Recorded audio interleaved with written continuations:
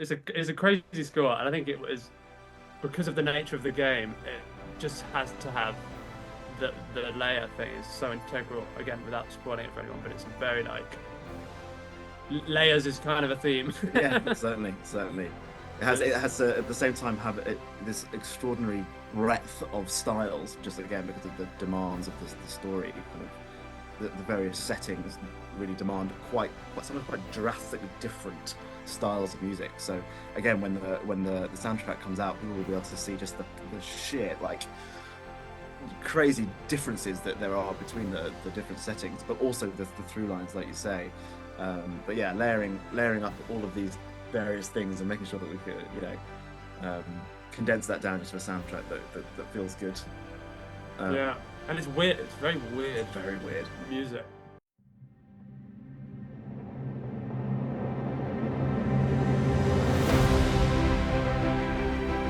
You know, I speak to a lot of animators, and whether they're supervising animators, directors, and music composers in that world, which I feel somewhat has similar process with the video game world, I would imagine. When you guys come in on board on this particular project or in general, is it from the beginning or is it when most of the work has been done? If you can just run that through me, that'd be really, really good to hear. Good question. Good question. Yeah, I mean, so for this one, fortunately we were brought on board like quite early on in the process, um, which is sometimes the case, sometimes not the case. But with Supermassive, they have um, the way that they generally work means that with this particular project, we were on early, but we're actually able to work to picture pretty early on in the project. So it was kind of refreshing. It was quite a weird picture we were working to initially, not quite finished yet. Yeah. um, but yeah, so it was basically from the jump we were able to really get an idea of at least what the story was doing and who the characters were and get a good kind of understanding Yeah, yeah. pretty early on. And because the games are made in such a way that the one of the the mocap and all of the recording of all the actors and the voice is done all in one pass and very very early. Pretty much as soon as the story is written, they launch straight into the filming process. We were working to what was essentially the performances were pretty representative of what we were gonna end up in the game. I mean, it was like Frankie said, things are pretty ropey at the beginning when it comes to animation. Like doors never work until about the day before the game releases. So doors just stay. People are like opening doors, but the doors are just staying closed. There's weird glitches. People's mouths aren't moving when they're talking, and but we got a sense of what the movie was. People's skin just disappears. Yeah. We had so many captures where someone would be speaking that they just have no skin And just be see through for floating eyeballs and jaw and it's terrifying. It's terrifying. Yeah, yeah. In not an intentional way, but yeah. So yeah, like Frankie said, we were lucky to come on board very early with this one. Sometimes we come in much later and are just kind of able to write pretty much to very representative stuff, and a sort of condensed process. But we like to be able to kind of get in from the off to get concepts in, get music written as soon as possible to kind of bring music into the kind of ecosphere of the game development, and then yeah. Great. And what's the time line that you guys have? When you start on a project like this one, um, how long, and every composer is different, every creative person is different, but how long does it take before you guys are able to sort of come up with a feel, a theme, and at the same time, while you're answering that question, just to connect the question of that is creatively, how do you guys work together in terms of, generating something really solid, but also butting your heads together and trying to come up with something unique? Mhm. Obviously, there's disagreements professionally and sometimes maybe a little bit more. How do you guys sort of deal with that? There's so many disagreements. No, I think over the we for whatever to answer the latter part of the question, I think that our disagreements are the reason why this works so well. Like we approach things wildly differently. We speak about this so much. We quite often, for whatever reason, we quite often find ourselves on very long drives, going to various places that always just spend hours like dissecting our process and our relationship and all these things. Mm. And I think we've landed at because we tackle things from such a different angle, whether like creatively, personally, kind of philosophically, I guess. Mhm. It just means that actually our output is able to be kind of quicker and better for the sort of friction, not the friction, the differences. We Yeah. kind of it sorts Mm. together. So. Yeah, with a nice healthy amount of overlap in the middle as well. We're not wildly on so far removed from each other that we don't have any common ground. There's plenty of stuff where we agree and sort of come together and are able to kind of collaborate very sort of non-verbally and just pass things from one person to another, knowing we have a quite an unspoken collaboration when it comes to actually writing, where we know what the other person will be able to kind of do with an idea that we're having. So we'll leave space for that. We'll kind of anticipate what the other person might do and kind of give a framework and think, okay, I'm going to tackle this one particular part of this. Maybe it's a cinematic, or it's a gameplay loop, or it's working out the transition in for so that the other person can come in and kind of like flesh out the thing that comes after, or take an idea and turn it into a full functioning piece of music, or write a variation of it. There's so much opportunity for the fruits of a decent collaboration to kind of come about with a video game, especially because there's so much music. So going back to the first part of your question about timelines, really the ideas are the thing that we start with, and that's the thing that comes up, and that's usually the stuff that's pretty solid with the developer and with the narrative team from the off, that they know who the characters are, they know what they're going to be doing, they know what the arc's going to be, they know all of the narrative cogs that need to turn. And so for us to sort of tap into that and start coming up with ideas away from picture, away from the game, and just like start sketching and coming up with sounds. And that was a big thing with casting of Frank Stone, is these key sounds that really kind of led us into the score and gave us a kind of a real sort of set of blocks and foundation for us to build the score on top of. And that happened, oh god, I could look at the timestamps on the writing sessions, but it years ago at this point. I think can't really talk about specifically when they happened, but it's a long time ago. And then all of the process after that, once we have those foundations, is building the stuff that goes around it, using those tools that we build for ourselves to create a compelling cinematic experience. I think actually I remember when we first started working on this thing, which generally seems to be the way with a new project, is we'll sit down and just like talk about it for a week. We've got other things going on, but like, we'll take an hour in the morning and just talk about this thing, and then we'll do some other stuff, and we'll come back and we'll talk about this thing for a bit, develop some like concepts. Like very early on, we knew, difficult to know how much we can say for not ruining for people who haven't played the game, but we knew that it was like a Super 8 camera was a big part of this game. So we were kind of keen to, I don't know what I'm gonna say. we were kind of keen to represent that in a way, that felt like a big almost protagonist. It's a prop really, but it's a massive part of the game. So we've came up with the idea that, okay, maybe we go down a kind of tapey, vinyl-y situation. Again, when the soundtrack comes out, people will be able to hear, but that was like one of the first things we spoke about, I think. Absolutely. And why, and making sure we were absolutely grounded in why we were doing that, and making sure that was doing the right thing. A lot of us adding music to something is not just a descriptive exercise. We're not just describing what's on screen. We're trying to add a layer of depth and kind of context and an extra dimension that you kind of maybe don't get without music, an extra layer to the story and things like that. And bleeding those elements in, even when those elements aren't necessarily on screen, kind of gives this kind of a sense of connectivity. It helps to grease the wheels of the story, as well as adding to kind of the world building, which is kind of like a real important thing for these sounds and these themes that we were able to kind of come up with from these conversations and initial sketches. But we digress. Yes. Of course you do. That's part of the job. What's your journey? Each of you has been like, what inspired you, or that moment where you felt, this is what I want to do for the rest of my life. Like not necessarily scoring music for games, but just scoring music. And then the second part is or has it always been scoring music for games, or did that come later? Interesting question. Yeah. Again, I think this is where we divergent somewhat. Yeah. Got quite different paths into where we are now. Yeah. So my background was much more record based. Working with bands and artists and things as a producer.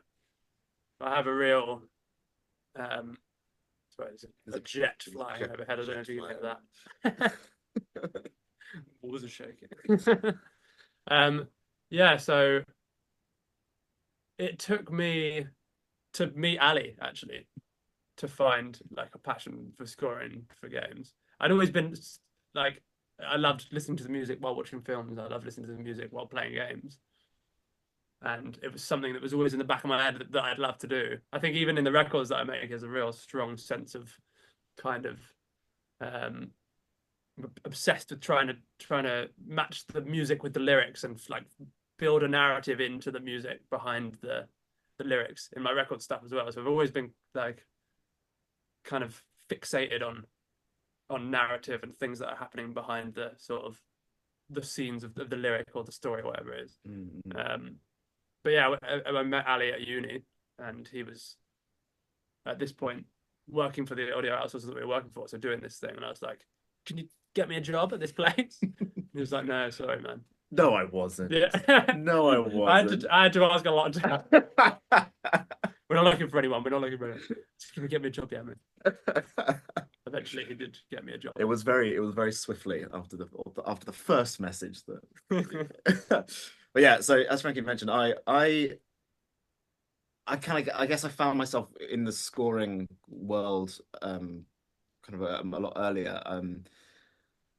Yeah, it was always kind of something that I'd been really gravitated towards growing up was scores, was music for cinema, music for video games, music for and orchestral music as well. I just loved orchestral music, and I just love going to orchestral concerts, loads of orchestral records, and kind of really being fascinated by that art of telling a story with music without lyrics and instrumental music.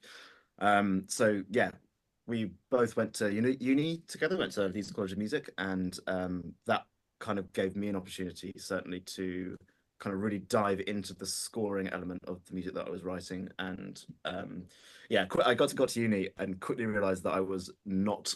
I'm a saxophone player, and I very quickly came to realize that I am not good enough to do that for my whole life.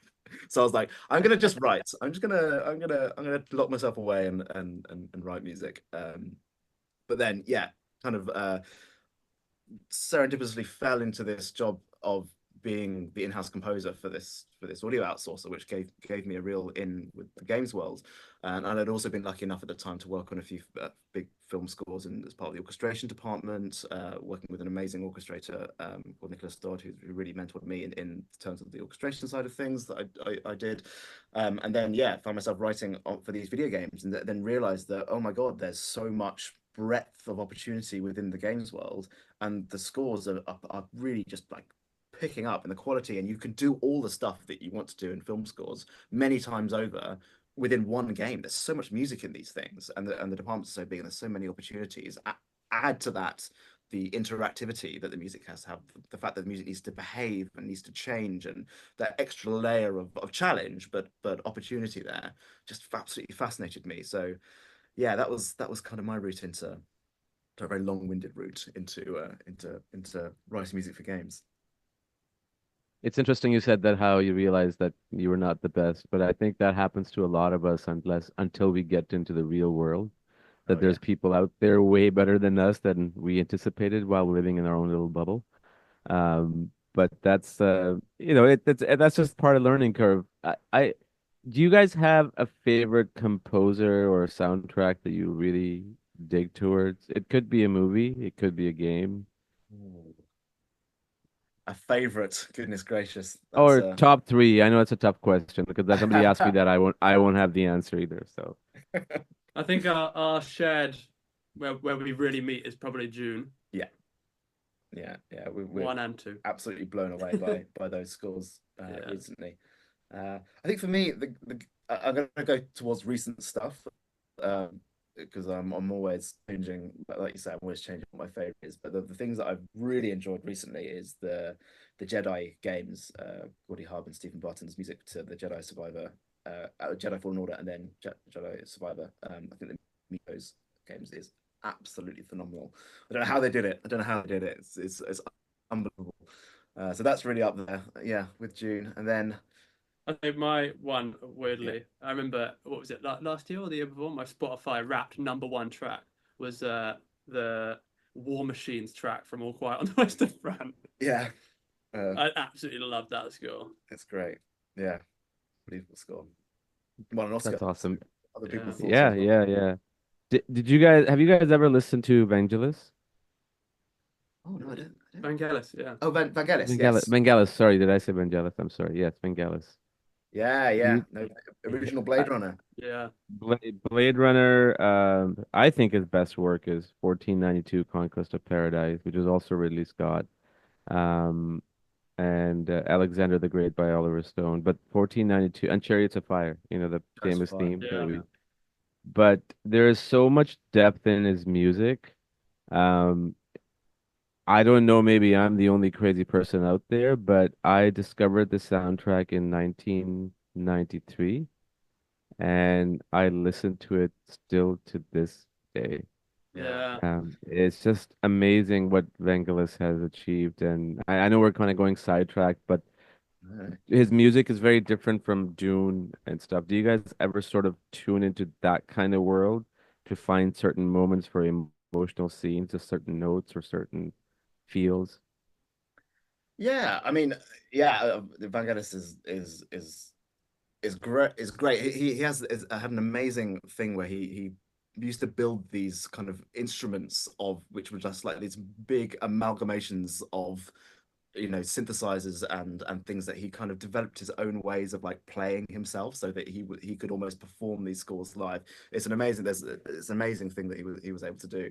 I think he also has the record for being paid the most for any one project out of any composer ever, which is quite impressive as well. Yeah, so I think, yeah, for us, tuning into that world depends on the project, really. Yeah. Hmm.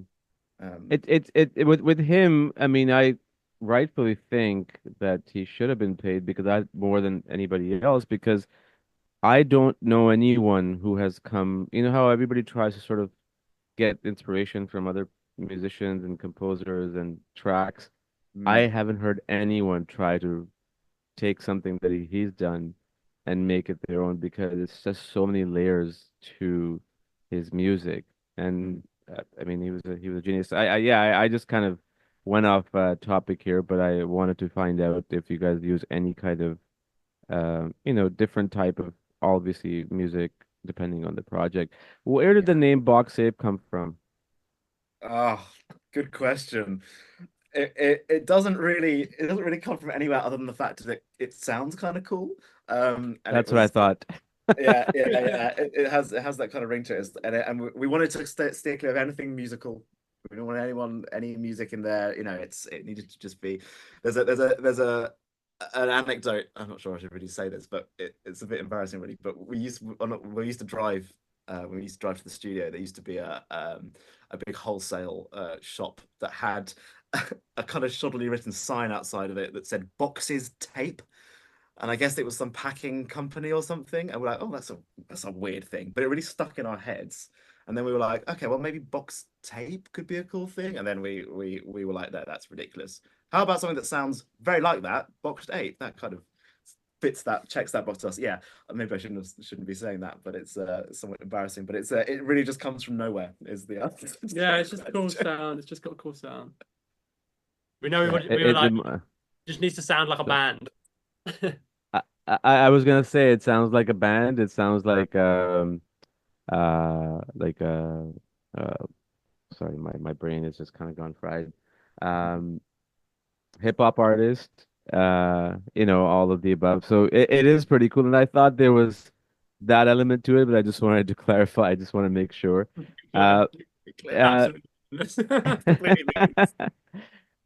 Where is the soundtrack going to be available soon to public? It certainly will. Yeah, yeah. It's going to be coming out hopefully very soon. Do you know the date for it? We can't tell you exactly when, but we're looking hopefully towards the end of the month. Okay, but I mean it's coming soon, so that's good to know. Yeah, Coming soon. Yeah. yeah, definitely by Yeah, Halloween. Maybe. awesome. Sorry, just give me a Maybe second. We definitely just have a by little Halloween. malfunction here. Okay, great. And sorry about the little lighting situation here. We just had some problem. No, no. Um, No, fine. and in terms of what's sort of coming up for you guys next, are you guys working on anything in particular, or We are working on stuff. Unfortunately, the that's industry is fine? such we can't really talk about any of it probably for quite a long time. But we are busy. So yeah, yeah, no, diving straight into the next thing. But how many projects do you guys work on at a given time that you don't want to Yeah, I busy guess again, yourself? maybe it depends on the project. So the one that we're working on currently had a fair bit of overlap with the end of Frank Stone, but it was just kind of getting started, so it wasn't, a huge amount of work initially or time required initially. Mhm. So I think for us, probably having like two big projects on at a time would definitely be. Yeah, we wouldn't certainly want any You more wouldn't want any more than that, more yeah. than that. Yeah. I guess in an ideal world, if they're big projects, it's like a kind of checkerboard situation. Because quite often with game development cycles, music, we're not required to write music the entire time. Yeah. We'll kind of do a few months sprint and then it will go. The developer will carry on figuring out, Mhm. more on the animation side, whatever it is, and then we'll come back in. So in an ideal world, two development cycles would fit together like a double helix, and we Yeah. would just seamlessly continue working. Yeah, yeah, yeah, yeah. Not I mean, always the case. but you hit upon the fact that we try not to do too many. It's there Yeah. becomes a point where the music just gets worse, and so we like to make sure that we can deliver the absolute best that we can, and that comes with not stretching ourselves too thin. Yeah. Right. And that's a good way because, in the I'm in the film world and it's a similar thing. Like you always have to have something in pre-production, and something in production or post-production, or at least two of the three, if not all three. But and I feel that is so important unless there's a project that you feel like it's something that you've really been wanting to do for a while.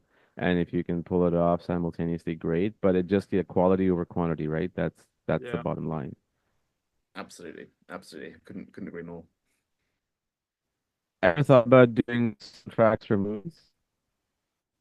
Yeah, yeah. No, we've worked on a fair number of films.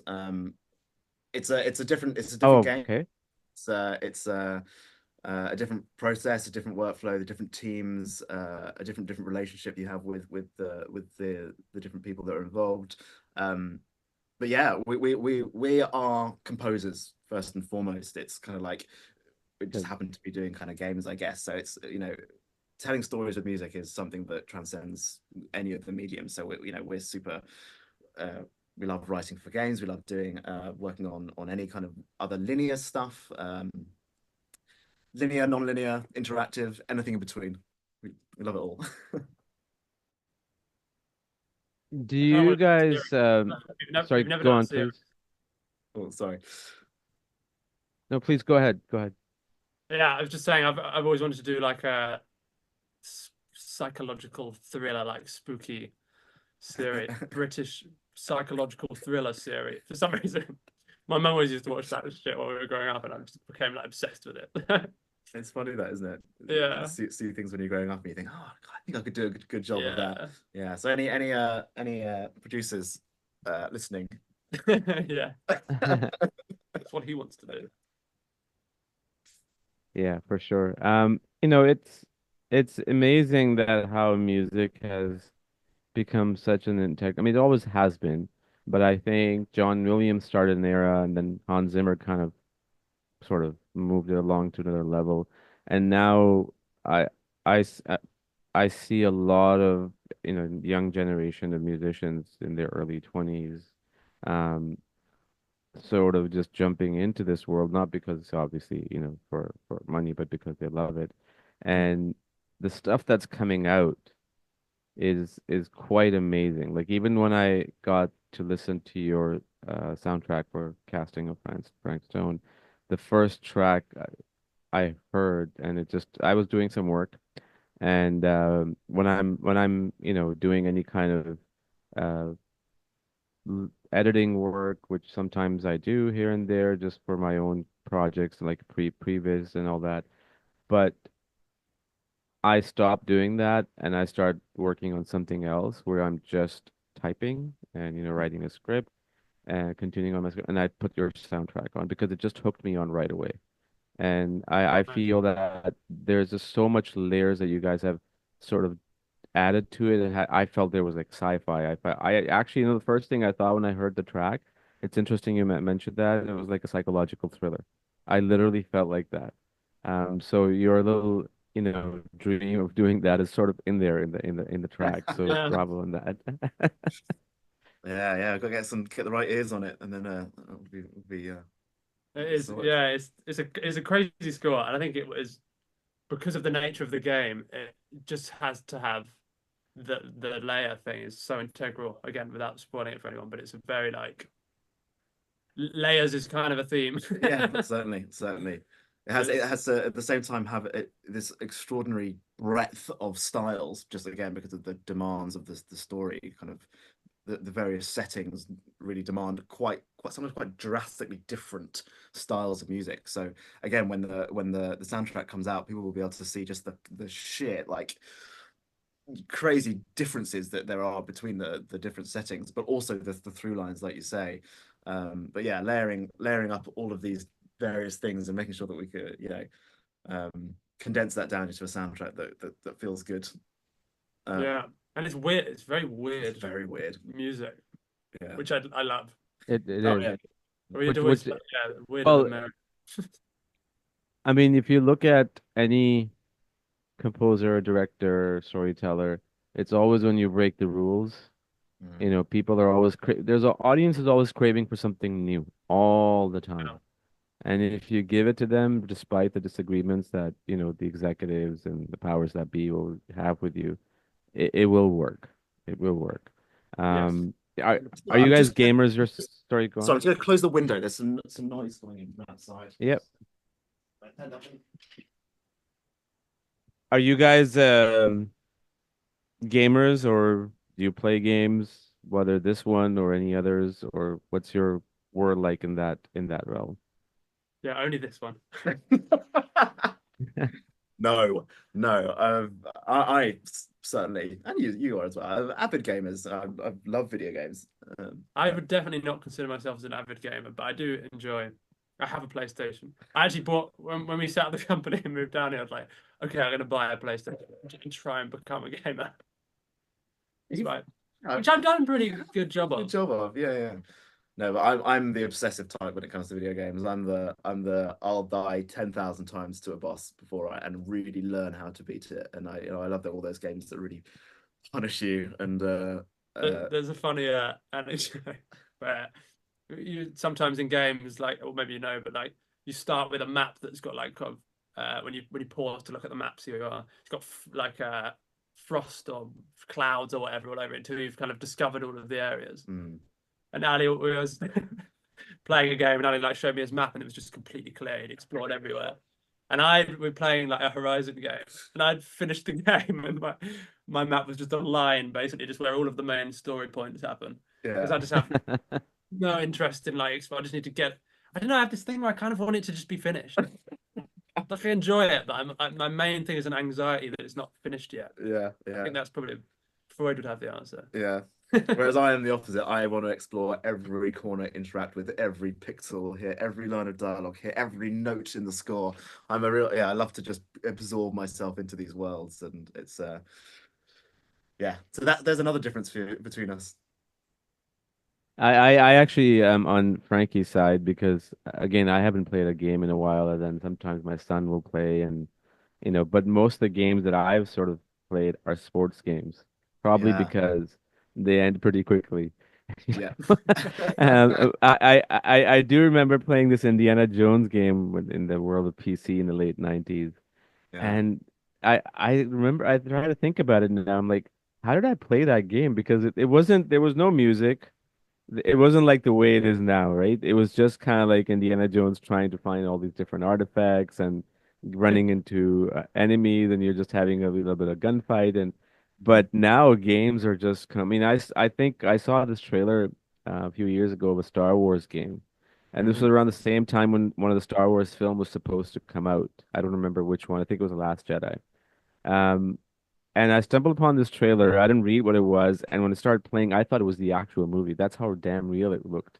Yeah. And it's amazing that the how world of games has become so realistic. And I feel, and I think somebody at Netflix said this, and I think he's bang on right. The world of film and the world of game is going to come together at one point, and it's going to, completely become one.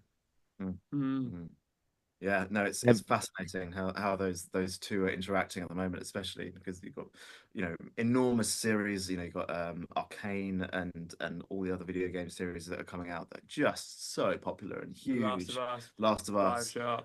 yeah. All these massive video game IPs are all having films made about them, and yeah, the tech is that's the other thing about the games industry is the tech is so is at the forefront of what's going on. I mean, it's true in the film world as well, but kind of everyone is trying to kind of use a lot of the same kind of technology, whereas games, there's such an array of different tools that people are using, and there's a real drive to improve all of the tech constantly and make sure that it's everything is at the cutting edge.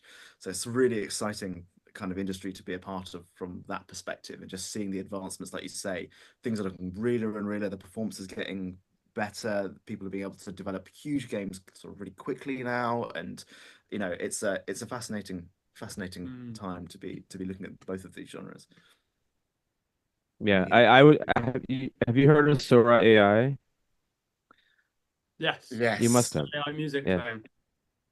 No, no, no. It's made by OpenAI where you can just text to Yeah. Well. visual. Like it looks Yeah. extremely, it's in its Oh first yeah. iteration. Yeah.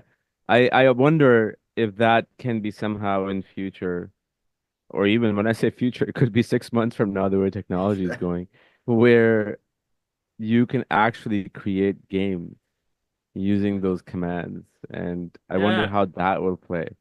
Well, I mean, there's already now people were talking about, they're like maybe just like creating assets or creating, little bits and bobs that helping with textures, doing some of the jobs that, is expensive to pay someone to do, unfortunately. Yeah. We go to a lot of conferences and people, the AI thing is quite a big topic in the past couple of years, obviously.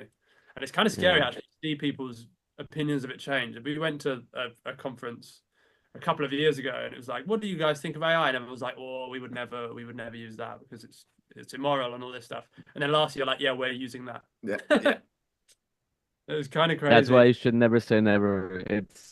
But you know what it is? I heard this example once, and I've only how when the tractors came out, the farmers thought that's it, it's over. Mm. Um, Yeah.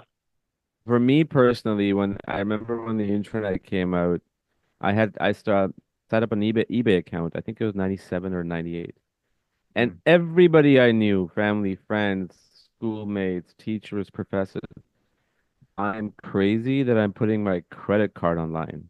Mm. I Yeah. mean, now we look where we live in.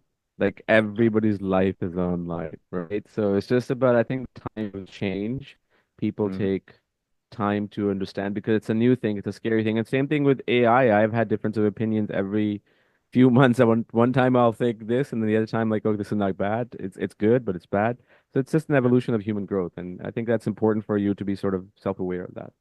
100%. And we've always been of the attitude that it's like at the point where we can use it and it's actually going to be useful and make our work better, then we'll just hop on board. 100%. Yeah. I don't think it's there yet. I don't know. Yeah. In fact, there's things where we're like, this would be we have like a big crazy STEM exporting process to then rename it and put it into our mixed session and export all of the kind of boring shit that comes with having to do, scores, especially for game. Mm. Crazy amount of that. It's like this would be the kind of if we could develop an AI tool to just do all that, great. Yeah.